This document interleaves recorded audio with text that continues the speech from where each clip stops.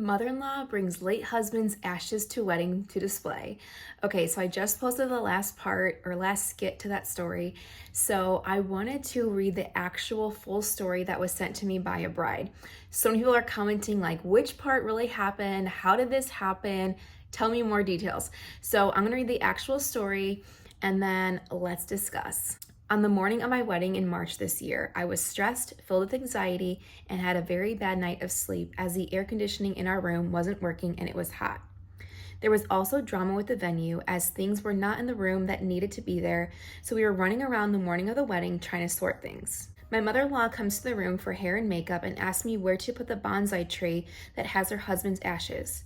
We never agreed to this as it's my husband's stepdad. I looked at her and just said, I don't know. I walked outside to call my husband to tell him that she has brought the tree and he must deal with it, as I was not in the mood to deal with people as I was having anxiety and stress.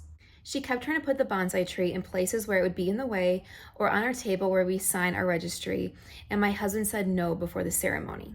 We had asked everyone to not have phones out during the ceremony, and this was reiterated by our officiant, but my husband's uncle decided to record on his phone like he was Steven Spielberg. He was in my face when I was walking down the aisle, and photographers were asking him to move all the time. During our vows, he was a huge distraction walking in the bushes to record our vows. We still have not seen the video. Okay, so a lot to unpack right there before I finish. So first, talking about the ashes. One, in general, bringing ashes to a wedding is very odd. Usually there's a memorial table set up where you can have pictures and you can have like a cute little message, something sweet. People also put things directly on the chair to kind of block them for grandparents or close family members that passed away. This was not even the groom's father. This was a stepfather. Not to say they're not important, but has a little less relevance to the groom's life, I would say. And they already had told the mother-in-law no. So already crossing a boundary where both the bride and groom had said no. Now let's talk about the groom's uncle. Yikes. A lot of people had a lot to say about him in the comments. And even though in the skits I was dramatizing it, I was not dramatizing it that much. For one, just doing this during a wedding, especially when the officiant makes an announcement, is completely rude and disrespectful. But then to be walking down the aisle having your phone in the bride's face as she's enjoying these first steps to meet her husband at the end is just obnoxious, to put it lightly.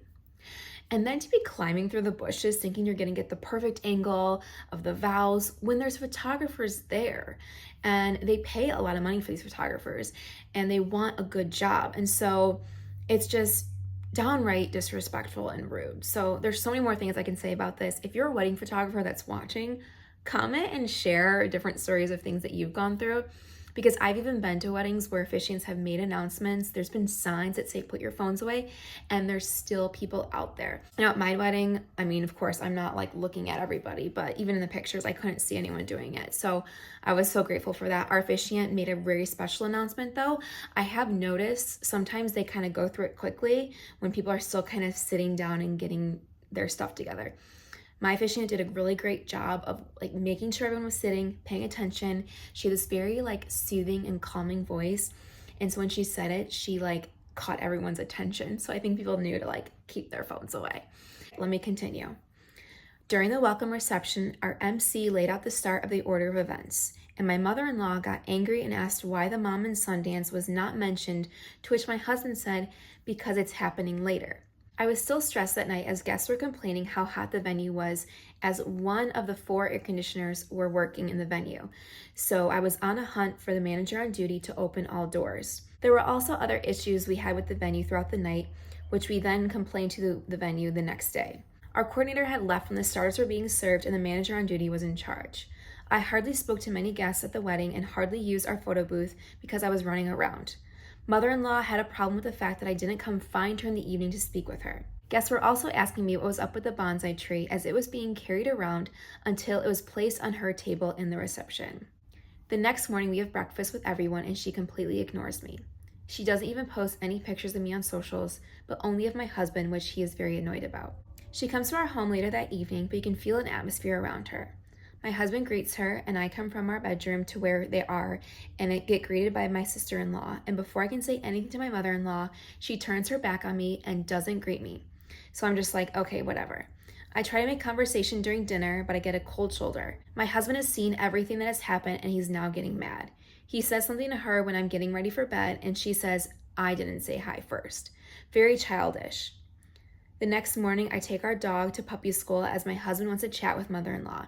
They talk and he tells her that her behavior at the wedding and in the house was unacceptable, to which she was not happy about and left. I have not spoken to her in a few weeks, and husband saw her again for her birthday in April, to which he asked again what her problem was, and she didn't even know. We recently celebrated Mother's Day in May, and I joined the lunch, but her husband and I have decided not to pander with her anymore or make an effort in conversation, so I was generally just quiet at lunch. She sent me a message 2 days later saying sorry, but I was also at fault for the tension that she doesn't know how it even started. Before responding, my husband read my message and even made changes to it to shorten it. I layered it out saying the tension started over the bonsai tree where I didn't have a place for it. The bonsai tree had no signal to our day, or else I would have made more of an effort to show that the fact that my own mother was no longer with us either.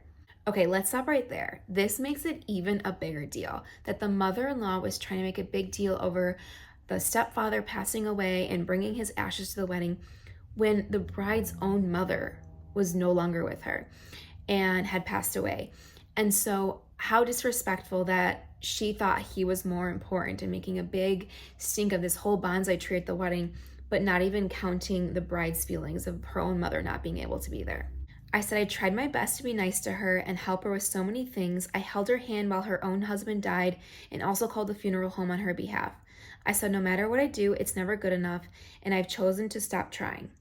I also said I do not feel like I am at fault for the tension, which my husband agrees with. I just say props to this husband. You hear so many times that when the mother-in-law comes in, the husband does not back up the wife because they feel very split. So props to him, he constantly backs her up and tells the mom, this is not okay. She responded saying I called her manipulative, which I didn't, and that I was turning her son against his family. This is a common thing we hear in these stories where the mother-in-law feels threatened in some way by the new bride. So she feels that she's pulling the son away, the red flag, toxic boy mom kind of thing. Husband read that message and called as she was talking crap. They had a huge argument on the phone, and she said I ignored her the whole night at the wedding and I dismissed her about the bonsai tree and that I will not accept my part in the tension. Husband said if she apologized properly, this would not have gotten to where we are now. I'm no longer going to be seeing mother-in-law and that side of the family as they are too much and anxiety-inducing. Husband is now limiting his contact with his mother due to threats that she made on the call with him, basically saying that we no longer want her part of our family, which we never said.